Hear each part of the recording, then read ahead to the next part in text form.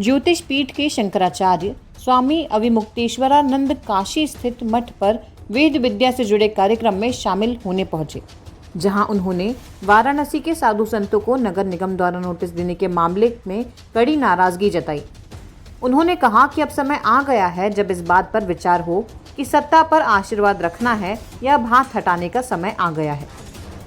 स्वामी अविमुक्तेश्वरानंद ने नोटिस भेजने पर आपत्ति जताते हुए कहा कि मठ मंदिर वालों ने ही आशीर्वाद दिया था, अब भोगे फल। गलत आदमी को आशीर्वाद देंगे तो क्या होगा? भस्मासुर को भगवान शिव ने वरदान दिया तो क्या हुआ? उन्हीं के माथे पर हाथ रखने के लिए आ रहा कि उन्हीं को जलाकर भस्म कर दूं। उन्होंने कहा कि आप भस्मासुर को आप आशीर्वाद देते हो तो आपको भोगना पड़ेगा। भस्मासुर वो है जो मठ और मंदिरों को नोटिस भेज रहा है, जिनसे आशीर्वाद लेकर वो सत्ता में आया।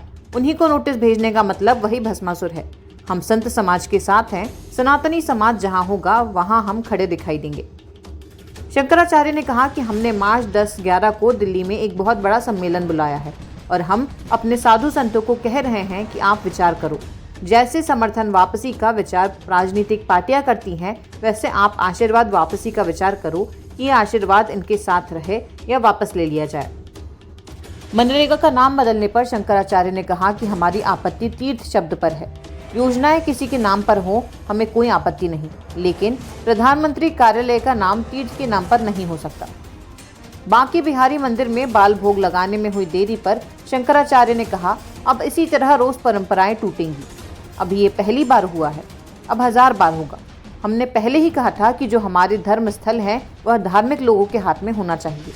अगर आप सरकार को वहां पर लाते हैं तो सरकार के अधिकारी धर्मनिरपेक्ष हैं, उन्हें धर्म का पूरी तरह ज्ञान नहीं है। उन्होंने न ही धर्म को जीकर जाना है, इसलिए रोज परंपराएं टूटेंगी, रोज ऐसी गलतियां होंगी। यह ठीक नहीं है। हम चाहते हैं कि वहां पर जो प्रक्रियाएं चल रही हैं उसे निरस्त किया जाए, क्योंकि आगे भी यह होता रहेगा।